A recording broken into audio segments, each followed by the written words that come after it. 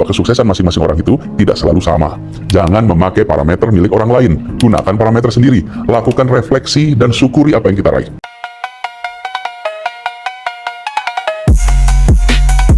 Bab dalam buku ini terbagi menjadi 5, ini sesuai dengan jumlah jari kita, jadi ada 5. Bab pertama dimulai dari jempol, kemudian jari telunjuk, jari tengah, jari manis, dan terakhir jari kelingking. Nah, masing-masing jari ini menurut Edward ada filosofinya yang kemudian dijelaskan. Jadi jari jempol gitu ya, sesuai dengan emoji jempol, ini adalah simbol ajakan untuk berbuat yang terbaik dalam hidup.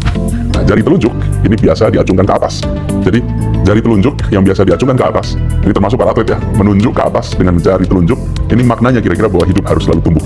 Kemudian jari tengah yang amat panjang, yang menjulang, ini adalah ajakan untuk bersyukur. Lalu jari manis, ini yang paling umum digunakan untuk memasang cincin, melambangkan cara membangun hubungan-hubungan yang mendalam.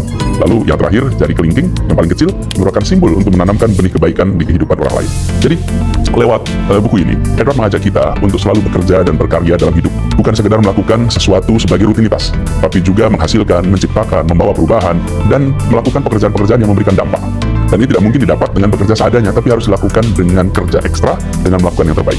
Jadi pesan, kita harus berusaha untuk menjadi jempol di setiap kesempatan, dan ini dilakukan sepanjang hidup, sepanjang waktu, bukan saat sedang moodnya baik saja, bahkan saat kita menghadapi rintangan, tetap lakukan yang terbaik.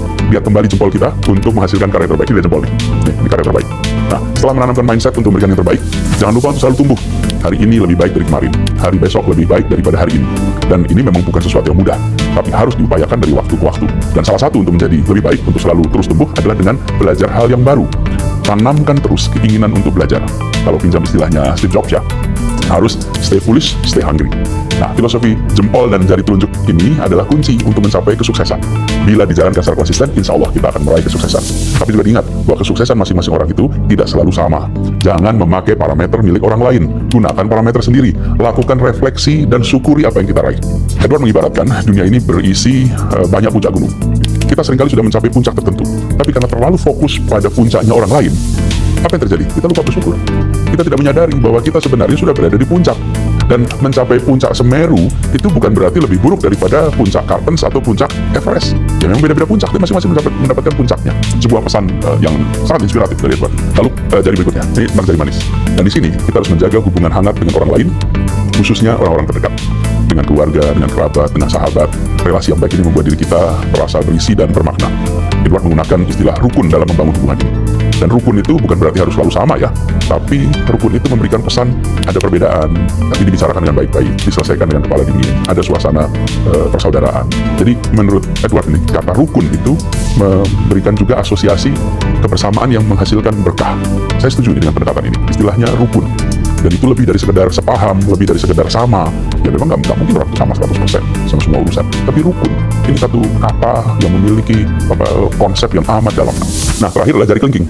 Seperti kita singgung tadi, kita berbuat baik kepada orang lain. Kebaikan dari sebuah investasi, baik diri sendiri ataupun orang lain. Dan bentuknya bisa macam-macam. Misalnya memberikan sedekah kepada orang lain. Dan tentu bentuknya tidak harus selalu uang atau harta benda. Bentuknya bisa macam-macam.